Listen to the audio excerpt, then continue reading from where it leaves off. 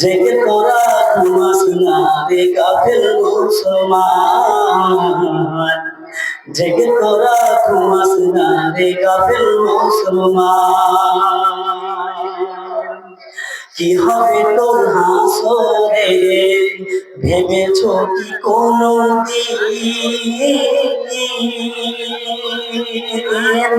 কি হবে তোর হাসরে ভেবেছ কি কোনো দিন? আমল করলে পাবি জান্নাত, আমল করলে পাবি জান্নাত, সেই বিচারের দিন। কান পেতে শোন মসজিদে তো হাঁকিছে আজান, জেগে তোরা ঘুমাস না রে গাফিল মুসলমান, জেগে তোরা ঘুমাস না রে গাফিল মুসলমান। উপস্থিত আজকে জলসার সম্মানিত সভাপতি মহাশয়, এছাড়াও মঞ্চের উপর উপবিষ্ট উলেমায়ে কিরামগণ, আমার সামনে বড় ছোট দিনী ভাই সকল এবং পর্দার আড়ালে বসে থাকা প্রাণ প্রিয় মা বোনেরা, সমস্ত প্রশংসা ওই মহান আল্লাহর জন্য যিনি আমাদেরকে জগন্নাথপুরে মাদ্রাসার উন্নতি কল্পে একটি জালসার আয়োজন করে দিয়েছেন। তাই আমরা মন খুলে বলি আলহামদুলিল্লাহ। তারপরে পরে ধর্মের গুরু কর্মের সেরা মুহাম্মদ মুস্তাফা সাল্লাল্লাহু আলাইহি ওয়াসাল্লাম, তিনার প্রতি শত শত দুরূদ ও সালাম বর্ষিত হোক। আল্লাহুম্মা সাল্লি আলাইহি আল্লাহুম্মা বারিক আলাইহি। আমি আপনাদের সম্মুখে একখানা আয়াত পাঠ করেছি, যেটা আমাদের এই পত্র মাদ্রাসার কারি সাহেব তেলাওয়াত করেছিলেন। এই মঞ্চ আরম্ভ করার সময় তিনি পাঠ করেছিলেন। সে আয়াতটাকে সামনে রেখে আমি আমার বক্তব্য ইতি টানবো ইনশাআল্লাহ। কথাগুলো বলার পূর্বে একটা কথা বলি, আজকে যা আমি কথা বলবো সেই কথাগুলো মূল্যায়ন করতে হবে, আমাকে মূল্যায়ন করতে হবে না। কারণ আমি ছোট বাচ্চা ছেলে হতে পারি, কিন্তু আমার কথাগুলো কিন্তু হাদিস কোরআনের বাইরে নয়। নচেত ইমাম বুখারী তার জীবনীতে একটি লেখা, একটা বাচ্চা ছেলেও যদি সহিহ হাদিস এবং কোরআনের কথা বলে তা বলে তুমি মানো। যেমন আমরা একটা উদাহরণ দিতে গেলে বলা যায়, আবু হুরায়রা রাদিয়াল্লাহু তাআলা তিনি গানিমাতের মাল জোগাচ্ছিলেন। বুঝতে পারলেন? গানিমাতের মাল জোগাচ্ছিলেন। ওই সময় একজন লোক, অর্থাৎ একটা চোর এসে মালগুলো ব্যাগের মধ্যে ভরছে। বুঝতে পারলেন কিনা? তো ব্যাগের মধ্যে ঢোকাচ্ছে। একদিন হলো, 2 দিন হলো, 3 দিনের দিন আবু হুরায়রা তাকে ধরে নিয়েছেন আর বললেন, তোমাকে আমি যেতে দিচ্ছি না, তোমাকে আজকে আমি রাসূল সাল্লাল্লাহু আলাইহি ওয়াসাল্লামের কাছে নিয়ে যাবই যাব। তখন ওই চোর লোকটি বলছে আল্লাহ রাসূল আবু হুরায়রাকে, যে আবু হুরায়রা, তোমাকে এমন একখানা জিনিস শিখিয়ে দেব তোমার সারা জীবন কাজে লাগবে। ওই যে কি জিনিস? সূরা বাকারার 255 নম্বর আয়াত তিনি পাঠ করছেন, আয়াতুল কুরসি পাঠ করার পরে বলছেন, এটা তো আমি মুখস্থ আছে, আমার জানা আছে। তো বলছেন, এর গুরুত্ব কি, এর ফজিলত কি, সেই ব্যাপারে কি জানা আছে? বলছেন না। তখন তিনি তাকে এর ফজিলত এবং গুরুত্ব শিখিয়ে দিলেন, তাকে ছেড়ে দিলেন।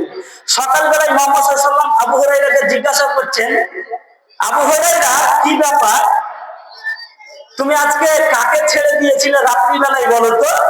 তো বলছেন, আল্লাহ রাসূল, একটা চোর ধরা পড়েছিল, আকুতি মনিতি করছিল, ছেড়ে দিয়েছি। বুঝতে পারলেন কিনা?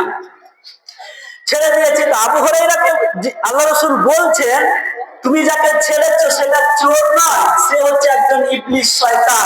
এই যে আমাদের শয়তান চারপাশে নামাজের সময় অন্য কিছু মনে করিয়ে দেয় না, সেই লোকটাই, সেই শয়তানই হচ্ছে সেই শয়তান। এখান থেকে আমি আসলে বুঝাতে চাইলাম, এই ঘটনা দিয়ে একটা বাচ্চা ছেলে যদি হয়, কোরআন এবং শরীর সন্ন্যাস যদি করে তাহলে পালন করতে হবে। কেন? ইবলিসের কাছ থেকে একজন শিক্ষা দিচ্ছেন সাহাবী, সেটাকে আমল করা যায়, তাহলে একজন বাচ্চা ছেলে যদি কোরআন ও হাদিস বলে তাহলে মানা যায় না? একদম মানতেই হবে, আপনি যদি মুমিন হন। তো যা হোক, আল্লাহ রাব্বুল আলামিন সূরা বাকারা 153 নম্বর আয়াতে আল্লাহ তাআলা বলছেন, ইয়া আইয়ুহাল্লাযীনা আমানু, হে ঈমানদারগণ, যারা ঈমান নিয়ে এসেছো, আমানু। এখন আমরা দেখব যে ঈমান কাদের মধ্যে আছে। আজকে আমি এই আয়াতটাকে এর তাফসীর করতে করতে শেষ করব ইনশাআল্লাহ, যদি সময় পাই। তো আমানু, যারা ঈমান নিয়ে এসেছে, আজকে আমার মাইকের আওয়াজ যতদূর পর্যন্ত যাচ্ছে, দেখি তাদের ঈমান আছে না নেই, ট্রাই করে দেখবো। আজকে পুরুষদের ব্যাপারে বলি, তাদের ঈমান সম্পর্কে, তাদের ঈমান, আমানু কি ঈমান? একজন লোক বলে যে আমার ঈমান আছে, আরে ঈমান ঠিক থাকলে সবই ঠিক। আমাদের পাবলিকের মধ্যেও বলা বলি হয় কি উমুক লোক এই, উমুক লোক এই, উমুক লোক এই, বিভিন্ন রকমের, বুঝতে পারলেন কিনা? কিন্তু আমার ঈমান ঠিক আছে, দেখি আপনার ঈমান ঠিক আছে কিনা। যদি ঈমান ঠিক থাকে তাহলে ভেবে নেব যে আপনার ঈমান ঠিক আছে। এই হাদিসের পর কি তালহা রাদিয়াল্লাহু তাআলা, তিনি দোকান চালাচ্ছেন, সেই দোকান চাপ্পালের নয়, সেই দোকান কাপড়ের নয়, সেই দোকান হচ্ছে মদের। বুঝতে পারলেন? সেই দোকানটা হচ্ছে কিসে? মদের দোকান। সেই মদের দোকান চালাচ্ছেন এবং তার কর্মচারী হিসাবে আনাস রাদিয়াল্লাহু তাআলা তিনি আছেন। তিনি করতেন কি, গিলাসের মধ্যে ঢেলে দিতেন, গিলাসের মধ্যে ঢেলে দেওয়ার পরে কাস্টমারের হাতে হাতে হাতে হাতে ধরিয়ে দিতেন। আর ওই দোকানদার হচ্ছে কে? আবু তালহা। আবু তালহা হচ্ছেন দোকানের মালিক এবং কর্মচারীকে আনাস রাদিয়াল্লাহু তাআলা। তারপরে আনাস রাদিয়াল্লাহু তাআলা বলেন, আমার কানের মধ্যে একটা আওয়াজ আসলো, সেই আওয়াজটা আমি শুনতে পেলাম, একটু ধীরে ধীরে দোকান থেকে বের হয়ে গেলাম। দু চার পা হাঁটতে হাঁটতে গিয়ে দেখছি একজন ঢোল নিয়ে এসেছেন, আর ঢোল নিয়ে এসে তিনি জোরে জোরে করে মারছেন আর বলছেন, খামরুন হারামুন, খামরুন হারামুন, খামরুন হারামুন। কি বলছেন? খামরুন হারামুন, মানে শরাব হারাম, নিষেধাজ্ঞ দ্রব্য হারাম, নিষেধাজ্ঞ দ্রব্য হারাম, নিষেধাজ্ঞ দ্রব্য হারাম। এই আওয়াজটা আনাস রাদিয়াল্লাহু তাআলা শুনতে পেলেন। এবার আসুন, আনাস রাদিয়াল্লাহু তাআলা আনহু তিনি আবু তালহার কাছে আসলেন, এসে বললেন, ওগো আবু তালহা, আমার মালিক, শুনে নাও, শুনে নাও, রাসূল সাল্লাল্লাহু আলাইহি ওয়াসাল্লাম ঘোষণা পাঠিয়েছেন এবং বলেছেন, মদ হারাম, নিষেধাজ্ঞ দ্রব্য হারাম, নিষেধাজ্ঞ দ্রব্য হারাম, নিষেধাজ্ঞ দ্রব্য হারাম। যখনই এই কথা আনাস রাদিয়াল্লাহু তাআলা বললেন, তখন আবু তালহা বললেন, ওহে আনাস, কোথাও দেখো তো পাথর পাও কিনা, কোথায় জাল দিয়ে দেখো তো কোথাও ইট পাও কিনা, সেই ইটটা নিয়ে এসো, আর যতগুলো হান্ডি রয়েছে হান্ডির তলাটা ফাটিয়ে দাও, সমস্ত মদগুলো বয়ে চলে যায়। এই গল্প দিয়ে আমি যেটা বুঝাতে চাইলাম সেটা হচ্ছে কি, তারা শুনলেন যে মদ হারাম, তিনি দোকানদার মানুষ, তিনি বললেন কি, মদগুলোর যে ট্যাঙ্কি গুলো ছিল, ডাব্বাগুলো ছিল, সেগুলোকে ভেঙে বইয়ে দিলেন। হাদিস দিয়ে প্রমাণ হয় যে মদিনার সেদিন বুক শুধু মদে ভেসে যাচ্ছিল, নদীর মতো বয়ে যাচ্ছিল। আজকে যদি কোনো দোকানদারকে বলা হয় যে দোকানদার সাহেব, আপনার দোকানে কোনো নিষেধাজ্ঞা দ্রব্য থাকবে না। আপনি কি পারবেন? তিনি নিচে মুখ করে নেবেন আর বলবেন যে না, আমার দ্বারা এই সম্ভব নয়। আর আপনি আবার বলছেন আমি ঈমানদার। কি করে বলেন আপনি ঈমানদার? আপনি কি করে আপনার মুখ দিয়ে ঈমানদার শব্দটা বেরিয়ে যায়? শুধু তাই নয় যে দোকানদার বিক্রি করে বলে সে ঈমানদার নয়, তা নয়, যারা খাচ্ছে এর পরিণতিটাকে আমি একটু বলছি। রাসূল সাল্লাল্লাহু আলাইহি সাল্লামের হাদিসে স্পষ্ট হয়, যারা নেশাদার দ্রব্য পান করে তাদের 40 দিন সালাত আদায় হবে না, এবং তাকে মৃত্যুর পর তিনাতুল খাবার করে একটা খাদ্য রয়েছে, পানি রয়েছে, সেটা খেতে দেওয়া হবে, পান করতে দেওয়া হবে। তিনাতুল খাবার কি দিয়ে তৈরি? আমার সভাপতি মশাই এখানে বসে আছে। কি? জাহান্নামের মধ্যে যতগুলো পুজ থাকবে, যতগুলো রক্তের পানি থাকবে, সেই পানিগুলোকে তাকে খেতে দেওয়া হবে। যতগুলো নেশাদার দ্রব্য পান করে তাদেরকে খাবেন আপনি? যদি আপনার মধ্যে বিন্দু পরিমাণ ঈমান থাকে, তাহলে আজকে আমার এই মাইকের আওয়াজ শুনে আপনাকে কি করতে হবে?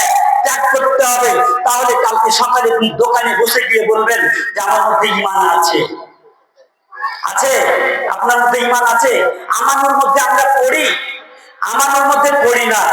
এবার আসুন, এটা তো ছেলেদের ব্যাপার হলো, একটা মেয়ের ঈমান আমরা ট্রাই করি।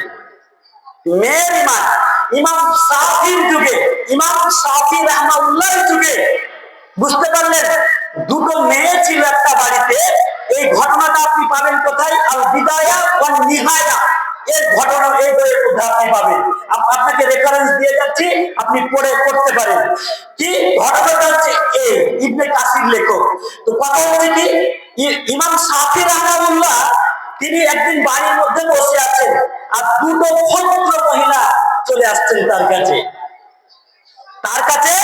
চলে আসছেন, এসে জিজ্ঞাসা করছেন, ইমাম সাহেব, আমাদের জ্বালানির কোনো কিছু নেই, তেলও নেই, মোমবাতিও নেই, এই লাইটের আলো নেই, কিন্তু রাত্রিবেলায় বাচ্চার লাইট জ্বলে, সে লাইটে কি আমরা কোন কাজ করতে পারবো?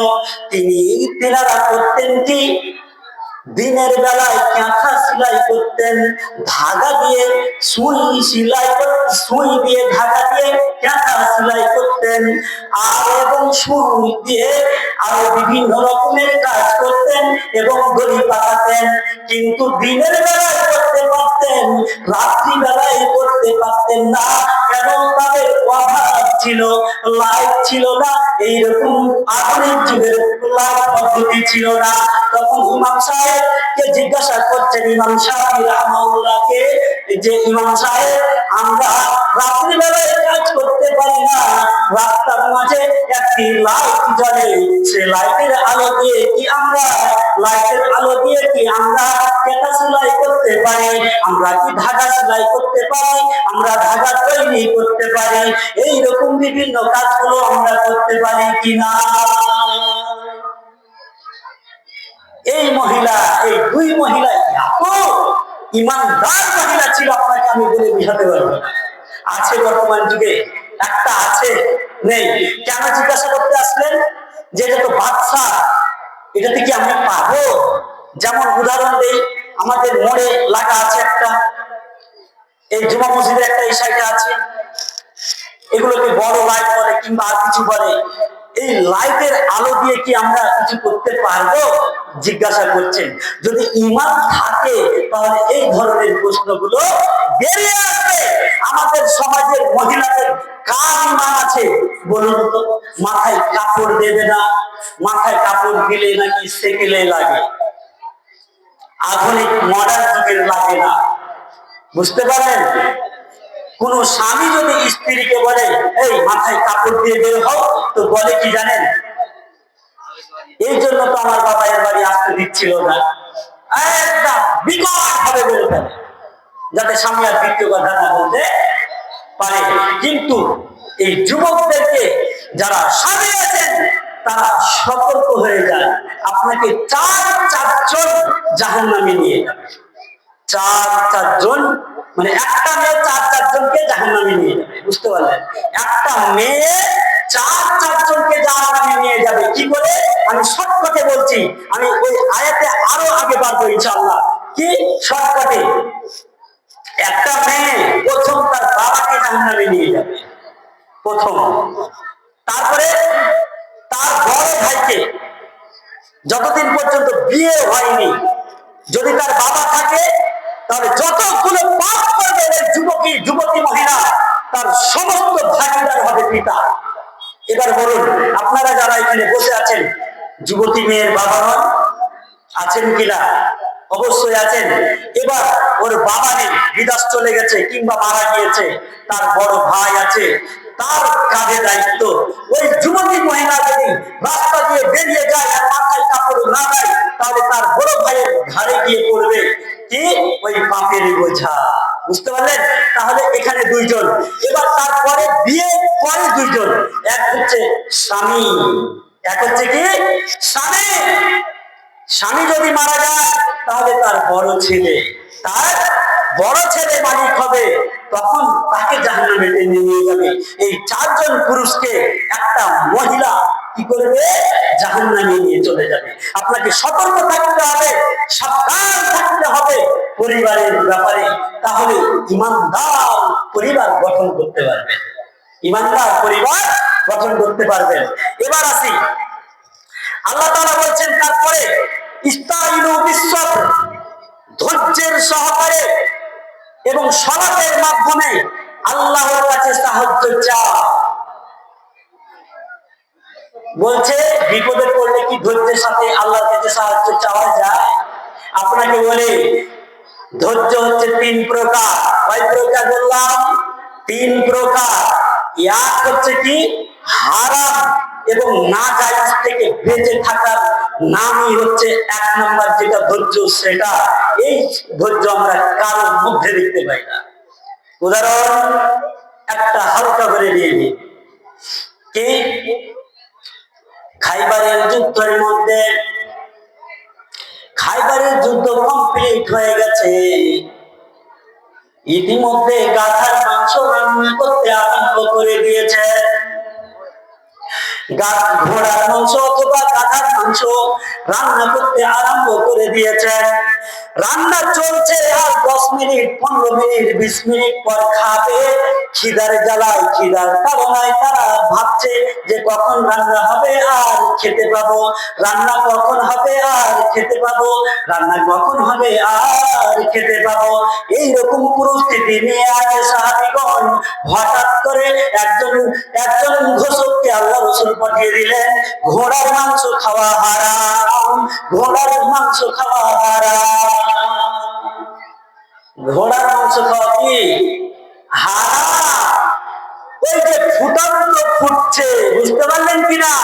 মাংস ফুটছে টকটক টকটক করে, আর তারা ভাবছিল যে এই মাংস খাবো, খেয়ে পেটটাকে আমরা ভরে পূর্ণ করে নেব।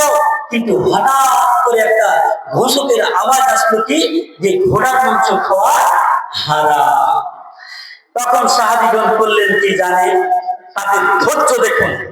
এই এক নাম্বার ধৈর্য যেটা বলছিলাম, যে হারাম এবং নাজায়েজ থেকে বাঁচার নামই হচ্ছে ধৈর্য। এক নাম্বার ধৈর্য যেটা, বুঝতে পারলেন কিনা? কি? যখনই হারাম ঘোষণা করলেন, তখনই করলেন কি? সাহাবীগণ করলেন কি? ওই মাটির হাঁড়ি সহ ওখানে ফেলে দিয়ে চলে আসলেন। তিনারা খেলেন না। বর্তমান সময়ে আপনাকে বলি, ঘুষ খাওয়া হারাম, সুদ খাওয়া হারাম, বিড়ি খাওয়া হারাম, নাজায়েজ। তাহলে এইগুলো যে আপনি খাচ্ছেন আর খাওয়ার পরে সালাত পড়তে আসছেন, আপনার সালাত কি করে আদায় হয়? হারাম খেয়ে কখনো কোনো ইবাদত কবুল হবে না। ইবাদতের তিনটি শর্ত রয়েছে। কোন বইয়ে অনেক বেশি তুলে ধরেছেন, কিন্তু নির্ধারিত তিনটি শর্ত। তার মধ্যে একটি শর্ত হচ্ছে হালাল ভক্ষণ করা। আপনি হারাম খেয়ে আল্লাহর যত ইবাদত করুন না কেন, আপনার ইবাদত কবুল হবে না, হবে না, হবে না। সাহাবীদের বৈশিষ্ট্য হলো কি, যখনই হারাম শুনলেন। ইমানদারের বৈশিষ্ট্য হলো কি, যখনই হারাম শুনলেন তখনই সেটাকে ক্যান্সেল। কিন্তু আজকের মুসলিমেরা বর্তমান সময়ে এইরকমটা করে না, তার উল্টোটা করে কি, আজকে এখন হারাম হয়েছে তো কি হয়েছে, এখন তো একবার খেয়ে দিই, কাল থেকে আর খাবো না। এইরকম বোকালাটা মুসলিম আছে না? আছে, আছে, আছে। তাহলে আপনি কি করে ইমানদার দাবি করুন? আমি বলছিলাম ধৈর্য হচ্ছে তিন প্রকার। এক প্রকার হচ্ছে হারাম এবং নাজায়েজ থেকে বেঁচে থাকার নাম হচ্ছে ধৈর্য। আছে এটা আপনাদের মধ্যে? এখন একটা উদাহরণ আরো একটা দিই। কেউ বাড়ি ধরেছে, উদাহরণটা বাড়ি ধরেছে, বুঝতে পারলেন কিনা? এখন ওর টাকার প্রয়োজন। আপনার কাছে টাকা হলেই না বাড়ি ধরবেন নাকি? টাকা হলে বাড়ি ধরবেন। এখন কারণবশত আপনি বাড়ি ধরেই নিয়েছেন, কিংবা একটা দোকানে দিবেন। এই যে কোরিয়ানিতে এখন দোকান বিক্রি হচ্ছে না, এই জামে মসজিদের 6টা 22 তারিখ লাস্ট ডেট আছে ফর্ম ফিলাপে। তো এই যে দোকান নিবেন, আপনি করলেন কি, আপনার কাছে টাকা নেই, ধার চাইতে গেলেন, কেউ দিল না, তখন করলেন কি, সুদের উপর টাকা দিয়ে নিলেন। এটা ধৈর্য হলো আপনার? আপনার ধৈর্য আছে? আছে? নেই? তাহলে কি করে বলছেন যে আমরা মুসলমান, আমরা মুমিন, আমরা মুমিন? একটা কথা ভালো করে মাথায় উঠিয়ে রাখবেন, আমার মাইক যতদূর পর্যন্ত, মাইকের আওয়াজ যতদূর পর্যন্ত যাচ্ছেন, মরলে মুসলমান হয়ে মরিয়েন না, মরলে মুমিন, মুমিন এবং ইমানদার হয়ে মরুন। তাহলে সরাসরি আপনি কি করবেন? জান্নাতে যেতে পারবেন। আর যদি মুসলমান হয়ে মরেন তাহলে আপনাকে অবশ্যই জাহান্নামের ঘানি টেনে যেতে হবে জান্নাতে। বুঝতে পারলেন কিনা?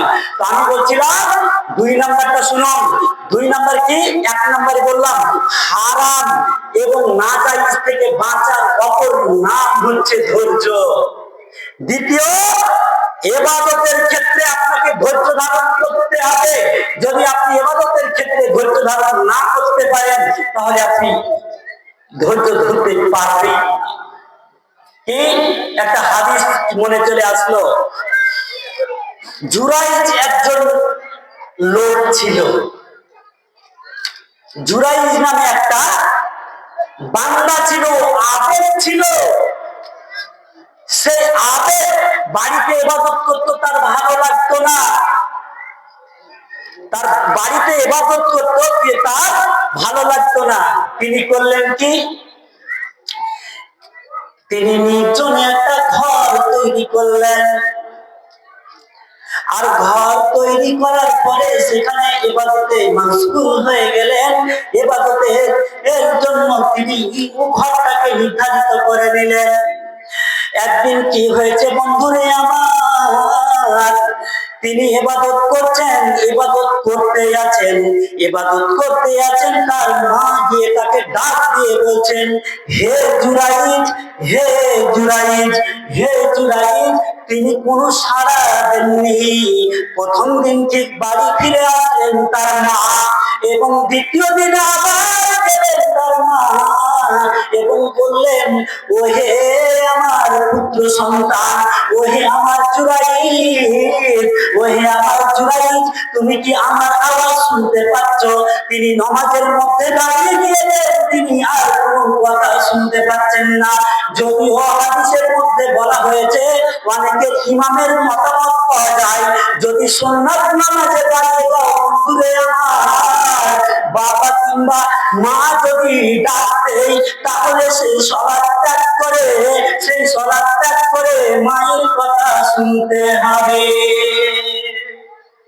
তাহলে কি, আপনি যদি সুন্নাত নামাজে দাঁড়িয়ে যান, নফল সালাতে দাঁড়িয়ে যান, আর আপনার মা যদি ডাক দেয় তাহলে অবশ্যই আপনাকে কি করতে হবে? ফিরে আসতে হবে, মায়ের কথা শুনতে হবে। কিন্তু জুরাইজ নামাজের মধ্যে ব্যস্ত হয়ে গেছে, তিনি নামাজ চালাতে থাকলেন। দ্বিতীয় দিন হয়ে গেল, তৃতীয় দিন রে বন্ধুরে আমার তার মা এসে ডাক দিচ্ছে, হে জুরাইজ, হে আমার সোনা, হে আমার আদরের সন্তান, শোনো। কিন্তু তিনি আবার সালাতে দাঁড়িয়ে গিয়েছেন, আওয়াজ পেলেন না। তিনি আওয়াজ পেয়েও সাড়া দিলেন না, আল্লাহর ইবাদতে মাশগুল হয়ে গেলেন। আল্লাহর ইবাদতে মাশগুল এমন ভাবে হলেন যে মায়ের ডাকে সাড়া দেওয়ার ক্ষমতা হলো না, মায়ের ডাকে সাড়া পেয়েও যেতে পারলো না। তার মা করলো কি, তিনি একটা দোয়া করে দিলেন। কি দোয়া? রাগের মাথায় একটা ছোট্ট দোয়া করে দিলেন, যতক্ষণ পর্যন্ত তুই কারো মুখ না দেখবি ততক্ষণ পর্যন্ত তুই শুধরে যাবি না, শুধরে যাবে না। বাস, মা যেমনি দোয়া করা, কাজ হয়ে গেল। আপনি মাকে হেলা করছেন, তিনজন দোয়া করলে কখনো ফিরে আসে না, তিনজন দোয়া করলে কখনো ফিরে আসে না। একদম তীর যেমন ছুটে গেলে ফিরে আসে না, ঠিক মায়ের দোয়াও ফিরে আসে না। জুরাইদের দোয়া বদদোয়া লেগে গেল। একটা হঠাৎ করে সকালবেলায় একটা ছেলে কোলে করে একটা মহিলা চলে এসেছে, আর এসে বলছে যে এই সন্তানের বাবা হচ্ছে জুরাই। মায়ের দোয়া লেগে গেছে বন্ধুরে আমার, বুঝতে পারলেন? মায়ের দোয়াটা কি লাগলো, যে তুই যতক্ষণ পর্যন্ত অন্য কারো মুখ না দেখবি ততক্ষণ পর্যন্ত তুই শুধরে যাবি না। ঠিক তার সকালবেলায় একজন মহিলা কোলে করে সন্তানকে কোলে করে নিয়েছে, বলছেন যে এটা এই সন্তানের পিতা হচ্ছে জুরাই। যখনই এই কথা বলা, লোকজনকে জমা করে তার ইবাদতের যে ঘরটা ছিল ঘরটাকে চূর্ণ বিচূর্ণ করে দিল, আর তার কলার ধরে নিয়ে বলতে আরম্ভ করলো, এতদিন পর্যন্ত তুই শুধু আল্লাহ ভীরু দেখিয়েছিস, আর আজকে একটা মেয়ের সতীত্ব নষ্ট করে পেটের মধ্যে সন্তান ধরিয়ে বাচ্চা ভূমিষ্ঠ হয়ে গেছে। বুঝতে পারলেন? তারপরে তখন আল্লাহ তাআলা আরো একটা জিনিস মাথায় খেয়াল রাখবেন, আপনি যদি আল্লাহর সাথে থাকেন আল্লাহ আপনার সঙ্গে থাকবেন। জুরাইদের সাথে আল্লাহ ছিলেন, কেননা জুরাইদের সাথে আল্লাহ ছিলেন বলেই জুরাইদ বেঁচে গেল। কিভাবে বন্ধুরে আমার? আল্লাহ পাক রব্বুল আলামিন এমন একটা ইলহাম করলেন, ওহী নয়, ওহী আলাদা, ওহী নবীদের জন্য। বুঝতে পারলেন? ইলহাম করলেন, এমন ভাবে একটা ব্রেন্ডের মধ্যে কথা চলে আসলো। জুরাইদকে যখন আক্রমণ করা হলো, অপরাধী স্বীকার করা হলো, তখন তিনি বললেন আমার উত্তর কেউ দিবে না, যেই ছেলেটা তার মায়ের কোলে রয়েছে সেই ছেলে উত্তর দিয়ে দেবে। তার ভরসা ছিল, সেই জুরাইদের কি ছিল? ভরসা ছিল আল্লাহর প্রতি, যে আমি এই অপরাধ থেকে রক্ষা পাবো। কিছুক্ষণের মধ্যে ওই ছেলে উত্তর দিয়ে বলছেন, ওই ছেলে উত্তর দিয়ে বলছেন, কি বলছেন? এই জুরাইজ আমার পিতা নয়, এই জুরাইজ আমার পিতা নয়, উমুক গ্রামের উমুক একজন রাখাল হচ্ছে আমার পিতা। বাচ্চা ছেলে যখন এইভাবে মুখ ফুটে কথা বললেন, গ্রামের লোক শুধরে গেল রে বন্ধুরে আমার, সবাই চলে গেল। তিনি আবার তৈরি করলেন, এবারে মাশগুল হলেন। কিন্তু এখানে কয়েকটি কথা বলবো বন্ধুরে আমার। এক নাম্বার, মায়ের কথা, মায়ের দোয়া বদদোয়া কখনো খারাপ যায় না, আপনারা শুনতে যান যারা মায়ের আওয়াজ পাচ্ছেন। দুই নাম্বার কথা হচ্ছে যে ইবাদতে মাশগুল এমন ভাবে হতে হবে, যদি আপনার দ্বিতীয় ধৈর্য না থাকে তাহলে হবে না। ইবাদতের মধ্যে আপনাকে ধৈর্য ধারণ করতে হবে। সালাতে দাঁড়িয়েছেন আর ভাবছেন ইমাম সাহেব যাতে করে ছোট সূরাটা তেলাওয়াত করে, ইমাম সাহেব ছোট সূরা তেলাওয়াত করলে তাড়াতাড়ি সালাত শেষ হবে আর বাড়ি যাব, এই রকমটা যদি আপনি ভাবেন তাহলে আপনার এই ইবাদতের মধ্যে ধৈর্যটা নেই। সেই ধৈর্যটা আমাদের বর্তমান যুগে দেখা যায় না। দেখা যায় ইমাম সাহেব যদি শুধু একটু লম্বা করে দেয় তো খবর আছে, আছে না নাই? খবর আছে, তো খবর বানিয়ে ছাড়বে। বুঝতে পারলেন? ইমাম সাহেব যদি শুধুমাত্র একটু লম্বা করে দেয় অথবা তাসাহুদ লম্বা করে দেয়, যদি সাজদা একটু লং লং করে করে, তাহলে তার ব্যাপার খারাপ আছে। তো আমি বলছিলাম, এক নম্বর ধৈর্য, আবার বলি, হারাম এবং নাজায়েজ থেকে বেঁচে থাকার নাম হলো ধৈর্য। আর আরেকটা হচ্ছে কি, দুই নম্বর, সেটা ইবাদতের মধ্যে ধৈর্য ধরা। এবং তিন নম্বর ধৈর্যটা কিন্তু আমরা সবাই জানি। তিন নম্বর ধৈর্যটা আমরা সবাই জানি এবং মানিও। বুঝতে পারলেন? এই যে কিছুদিন আগে একটা বর্ষা হলো না, ধান নষ্ট হলো না? ধান নষ্ট হয়েছে। এই ধান যে নষ্ট হয়েছে, তো অনেকেই কত কি বলেছে, আল্লাহু আলাম। এই ধৈর্য ধারণ করতে পারিনি। কেমন ধৈর্য দেখুন, একটা হাদিস দিয়ে দিচ্ছি। আব্দুর রাজ্জাক তার লিখা বইয়ে মরণ একদিন আসবে, এই বইয়ে নিয়ে এসেছে। হাদিসটা মিশকাতে আছে কি, একজন মহিলা কবর ধরে কাঁদছিল, কবর ধরে ধরে কাঁদছিল। আর মুহাম্মদ সাল্লাল্লাহু আলাইহি ওয়াসাল্লাম সেই রাস্তার পাশ দিয়ে যাচ্ছিলেন। রাস্তার পাশ দিয়ে যেতে যেতে যেতে যেতে সেই মহিলার সাথে দেখা। মুহাম্মদ সাল্লাল্লাহু আলাইহি ওয়াসাল্লাম বললেন, ওহে মহিলা, তুমি কাঁদছো কেন? কেন কাঁদছো? ধৈর্য ধারণ করো, তুমি ধৈর্য ধারণ করো। যখনই এই কথা বলা, মহিলা পাল্টা জবাব দিচ্ছে কি, আপনার ছেলে বললে তো হতো। কে? আপনার ছেলে মরলে আপনি বুঝতে পারতেন। বর্তমান সময় এরকম আছে, কারো ছেলে কিংবা মেয়ে বা স্বামী মারা গিয়েছে, আর যদি কোনো মুলবি সাহেব বা কোনো কেউ ওকে ধৈর্য ধরার জন্য বলে, তখন চট করে একটা কথা উল্টা পাল্টা দেয়, কি জানেন? ও মহিলা দেয় অথবা কোনো আশপাশ থেকে দিয়ে দেয়। কি আওয়াজটা আপনার উত্তরটা পেয়ে গেছেন, কিন্তু আমি বলছি কি, ও তোমার মরিনি তো, এটাকে তুমি বুঝতে পারোনি, বলে কি বলে না? কিন্তু ঠিক মুহাম্মদ সাল্লাল্লাহু আলাইহি ওয়াসাল্লাম বললেন, কি বললেন? ওহে মহিলা, তুমি ধৈর্য ধারণ করো। যখনই এই কথা বলা, তখনই পাল্টা জবাব দিয়ে দিল, আপনার ছেলে বললে আপনি বুঝতে পারতেন। তখনও কিন্তু তারা ইসলাম সম্পর্কে জানতো না। বুঝতে পারলেন? কিছু দূর দূরে একটি লোক দাঁড়িয়েছিল। লোকটি বলছে, তুমি কাকে কি বলেছো, তোমার কি জানো? তুমি কি ওই লোকটাকে চিনো? সে মহিলা বলছে, না, আমি চিনি না, আমি চিনি না। ওই লোকটি বলল, তিনি কেউ না, তিনি আমাদের প্রিয় হাবিব রাসূল সাল্লাল্লাহু আলাইহি ওয়াসাল্লাম। যখনই এই কথা বলা, মহিলা কবরটাকে ছেড়ে দিয়ে রাসূল সাল্লাল্লাহু আলাইহি ওয়াসাল্লামের পিছনে পিছনে হাঁটতে আরম্ভ করলেন। মুহাম্মদ সাল্লাল্লাহু আলাইহি ওয়াসাল্লাম যতক্ষণ পর্যন্ত তিনি বাড়িতে পৌঁছেছেন, ততক্ষণ সেই মহিলা বাড়িতে গিয়ে হাজির হয়ে গেল।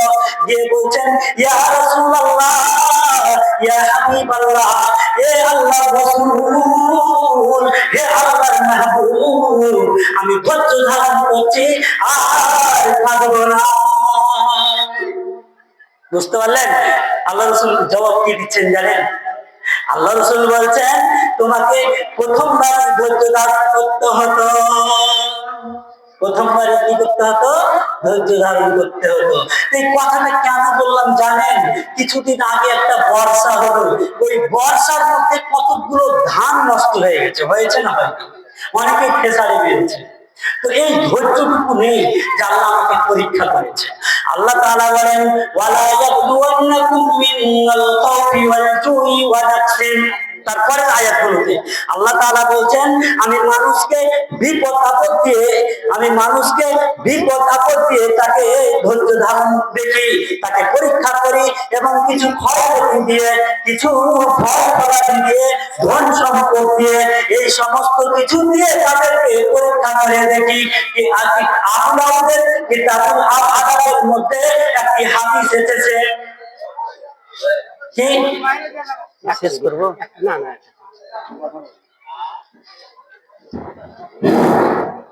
আমাদের হেমিপাড়ার মাদ্রাসা তালবে ইলমকে বলছি, তোমরা যে যেখানে আছো মসজিদের আগে দিকে দাঁড়াও। আমাদের মাদ্রাসা হেমিপাড়ার মাদ্রাসা তালবে এলেমকে বলছি তোমরা মসজিদে আগে দিকে দাঁড়াও, তোমাদেরকে খাওয়া দাওয়া হবে, খেয়ে চলে আসতে হবে।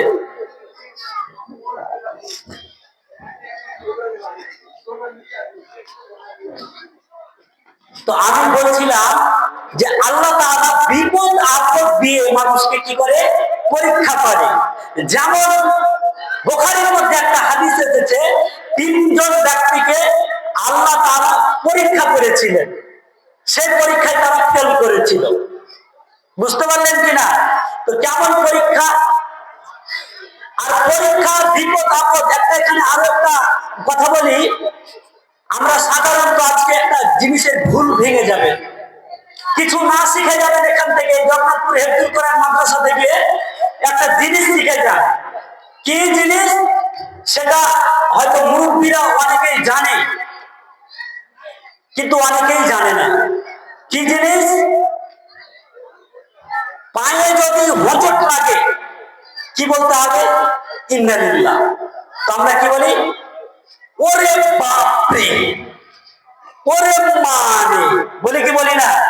না, পায়ে হোঁচট লাগতে গেলেও বলতে হবে ইন্না লিল্লাহ। আমরা মনে করে থাকি যে মানুষ মারা গেলেই শুধু ইন্না লিল্লাহ বলতে হয়। এই ধারণাটা আছে না? নেই? এই ধারণাটা সাফ করে নিন, সাফ করে নিন। আপনার মাথায় কোনো জায়গায় চোট লেগেছে, আপনি বলুন ইন্না লিল্লাহ। এর বদলা অনেক আছে, আপনাকে একটু পরে শোনাচ্ছি যদি সভাপতি টাইম দেয় ইনশাআল্লাহ। কি? মানুষকে আল্লাহ তাআলা বিভিন্ন রকম পরীক্ষা করে থাকেন। যেমন বনী ইসরাঈলের লোকদের মধ্যে তিনজন ব্যক্তিকে পরীক্ষা করেছিলেন। একজন ব্যক্তির ছিল শ্বেত রোগ, অর্থাৎ সাদা হয়ে যেত চামড়া। তিনি কোন লোকের পাশে বসলে লোক বলতো সরে যায় এখান থেকে, তোকে দেখে ভালো লাগে না, তোর সাদা চামড়া, এইরকম বলতো। অপরজন হচ্ছে অন্ধ, তিনি এই পৃথিবীটা কেমন তিনি দেখতে পেতেন না। এবং দ্বিতীয় জন হচ্ছে মাথার টাক। কিসের টাক বললাম? মাথার টাক। মাথায় চুল ছিল না। অনেকেই বলে যে তোর মাথায় টাক নেই, তুই চুল নেই, এখান থেকে চলে যা, ওই আমাদের পাশে আসিস না। কত রকম ব্যঙ্গ করা হয়, কি হয় না সমাজের মধ্যে। যার যেটা কপি রয়েছে সে সেটাকে নিয়ে ব্যঙ্গ করে। কিন্তু দেখুন হযরতে আয়েশা রাদিয়াল্লাহু তাআলার বাড়িতে একটি ঘটনা ঘটে যাচ্ছে। মুহাম্মদ সাল্লাল্লাহু আলাইহি ওয়াসাল্লাম বাড়ির ভিতরে বসে আছেন, বাড়িতে বসে আছেন। ইতিমধ্যে একটি লোক এসেছে মদিনা থেকে একটি লোক এসে বলছেন বাড়িতে আছেন, বাড়িতে আছেন, বাড়িতে আছেন, এইভাবে হাত ছাড়ছে। আর হযরতে আয়েশা রাদিয়াল্লাহু তাআলা বলছেন আপনি একটু থাকেন, আমি দেখে আসছি।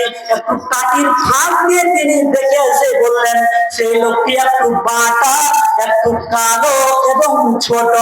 যখনই এই কথা বলা হযরতে আয়েশা রাদিয়াল্লাহু তাআলা মুহাম্মদ সাল্লাল্লাহু আলাইহি ওয়াসাল্লাম বললেন, কি বললেন? তুমি যদি এত বড় একটা পাপ করলে, যে পাপটা এত বড় পাপ যদি সমুদ্রের মধ্যে ফেলে দেওয়া হয় তো গোটা সমুদ্রের পানি ময়লা হয়ে যাবে। বুঝতে পারলেন? শুধু মাত্র কি বললেন? যে আপনি শুধুমাত্র বলেছিল আয়েশা রাদিয়াল্লাহু তাআলা খাটো বাঁকে। বুঝতে পারলেন? এই পাপটা যদি সমুদ্রতে ঢেলে দেওয়া হয় তাহলে কি করতে হবে জানেন? পুরো পানি নোংরা হয়ে যাবে। কে বলছেন? মুহাম্মদ সাল্লাল্লাহু আলাইহি ওয়াসাল্লাম। তার মানে এখানে তার স্ত্রীকে শিক্ষা দিয়ে দিলেন যে কখনো কেউ যদি অন্ধ হয়, কেউ যদি বাঁকে হয়, কেউ যদি কালো হয়, কেউ কারো যদি ফটফটা হয়, এগুলো বলা যাবে না। বুঝতে পারলেন? এটা একদম বিশুদ্ধ হাদিস, এর মধ্যে কোনো একদম কিছু নেই, জাল কিছু নেই। আরো একটা ঘটনা এই উদ্দেশ্যে বলি। আব্দুর রহমান এবং আব্দুল্লাহ বিন মাসউদ রাদিয়াল্লাহু তাআলা মুহাম্মদ সাল্লাল্লাহু আলাইহি ওয়াসাল্লাম তিনজন মিলে কোন জায়গায় যাচ্ছিল। যেতে যেতে আব্দুল্লাহ বিন মাসউদ রাদিয়াল্লাহু তাআলা জিজ্ঞাসা করছেন মুহাম্মদ সাল্লাল্লাহু আলাইহি ওয়াসাল্লামকে, কি জিজ্ঞাসা করছেন? আপনি কি দাতল করবেন? আপনি তো দাতল করতে খুব পছন্দ করেন। কি আপনি তো দাঁতল করবেন, আপনি কি দাঁতল করবেন? আপনি তো দাঁতল বহু পছন্দ করেন, দাঁতল অনেক পছন্দ করেন, আপনাকে একটা দাঁতল পেড়ে দেয়। পাশে একটা জাইতুন গাছ ছিল, ওই গাছের মধ্যে আব্দুল্লাহ বিন মাসউদ রাদিয়াল্লাহু তাআলা তিনি নেমটি দিয়ে গাছের উপরে চড়েছে, আর চট করে আব্দুর রহমান বলছে যে এই ডোংনা, এই বগলা এরকম একটা শব্দ বলে দিয়েছে, আর যেমনই বলা তেমনই মুহাম্মদ সাল্লাল্লাহু আলাইহি ওয়াসাল্লাম তার মুখে হাত দিয়ে দিল আর বলল, হে আব্দুর রহমান তুমি কি বললে? এটা খুব পাতলা, ঠিক আছে। তার মানে আব্দুল্লাহ বিন মাসউদ ছিলেন পাতলা, তার শরীরে মাংস ছিল না, কিন্তু ওই জন্য বগলার মতো ঠ্যাং বলে দিয়েছিল। মুহাম্মদ সাল্লাল্লাহু আলাইহি ওয়াসাল্লাম তাকে বাধা দিলেন এবং শিখিয়ে দিলেন আদবের সাথে যে তুমি আর কখনো এই ধরনের কথা বলবে না। কারো যদি পা ছোট থাকে তো কখনো বলবেন না, কারো মাথা যদি কোনো ক্ষতি থাকে সেটাও বলবেন না, যদি মন্দ থাকে তারপরেও বলবেন না। এই কথাগুলো এই জন্য ভেসে আসলো, আমি 3টি লোকের ঘটনা বলতে যাচ্ছিলাম। এই ঘটনা থেকে পরীক্ষা আল্লাহ পাক রব্বুল আলামিন করেন সেটার ব্যাপারে। ওই শেখ রবির কাছে একজন ফেরেশতা আসলেন, এসে তাকে বললেন তুমি কি কি কি চিন্তা করছো, তোমার কি হয়েছে বলো। সে বলছে আমি লোকের কাছে উঠা বসা করতে পারি না, লোক আমাকে ব্যঙ্গ করে চলে, লোক আমাকে ব্যঙ্গ করে চলে।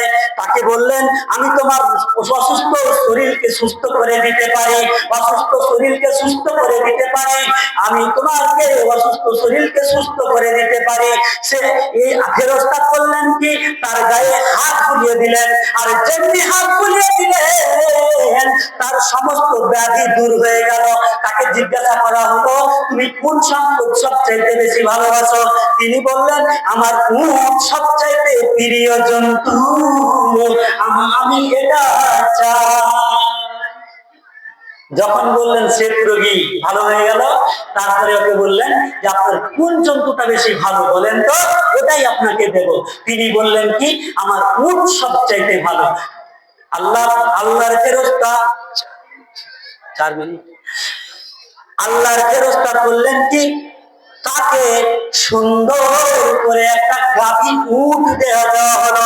2 নম্বরের ব্যক্তিকে, টাইম নেই, মাত্র 4 মিনিট কথা বললো, আমি আমার বক্তব্যটাকে টেনে নিচ্ছি।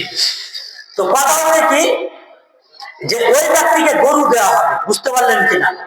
তারপরে দ্বিতীয় জন ব্যক্তিকে দেওয়া হবে, তাকেও ঠিক করে দেওয়া হবে, ছাগল দেওয়া হবে। দেওয়ার পরে কিছুদিন পর যখন বড় লোক হয়ে যাবে, বুঝতে পারলেন, তখন ওই ফেরেশতা আবার আসবে, এসে বলবে যে আমার সফরে বেরিয়েছিলাম কিছু নেই, তো তোমার একটা গাড়ি থেকে একটা গরুগুলো দাও। তখন কিন্তু দেবে না, তখন আবার পুরোটাই যেরকম ছিল সেরকম হয়ে যাবে, 3 জনে, বুঝতে পারলেন। তো আল্লাহ পরীক্ষা করে থাকেন, তো এই পরীক্ষা থেকে পাস করতে হলে আপনাকে ধৈর্য ধারণ করতে হবে। আপনাকে কি করতে হবে? ধৈর্য ধারণ করতে হবে। আর ধৈর্য ধারণ যদি করেন তাহলে অবশ্যই আপনার কি আছে, লাভ আছে।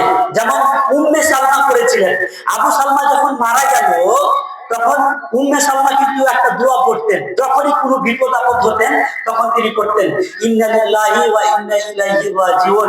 কেন? আবু সালমা একদিন কুদতে কুদতে চলে আসছে, মানে আমি শেষ করতে যাচ্ছি, তো আমি বলেছিলাম এই কথাটা বলবো, তো বলে ফেলি। আবু সালমা একদিন খুব খুশি মনে বাড়ি আসছে, তো উম্মে সালমা জিজ্ঞাসা করছেন আবু সালমা তুমি এত খুশি কেন আছি বলো তো। মানে স্বামী স্ত্রী, বুঝতে পারলেন, স্বামী স্ত্রী একদম খুব মহব্বতের সাথে কথা বলছে। কি বলছে? আবু সালমা তুমি আজকে প্রচুর খুশি কেন বলেন তো। তখন বলছে যে মুহাম্মদ সাল্লাল্লাহু আলাইহি ওয়াসাল্লামের কাছ থেকে একটা হাদিস শুনে আসলাম, ওই জন্য খুব খুশি। কি হাদিস?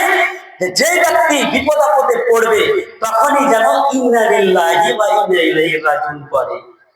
তখন উম্মে সালমা করলেন কি জানেন, তিনিও পড়তে আরম্ভ করলেন। এক সময় যুদ্ধে গেল আবু সালমা, দিয়ে ওই আবু সালমা যুদ্ধে গিয়ে মারা গেল। মারা যাওয়ার পর কিছুদিন পরে মুহাম্মদ সাল্লাল্লাহু আলাইহি ওয়াসাল্লাম উম্মে সালমাকে বিবাহ করলেন। তো এখান থেকে আমি আসলে বুঝাতে চাইলাম যে ইন্না লিল্লাহ যদি আপনি পড়েন তাহলে যে জিনিসের জন্য ক্ষতি হয়েছে তার চাইতে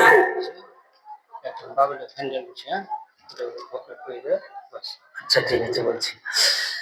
তো কথা হচ্ছে কি ওখানে লিখে দাও, আমি বলছি।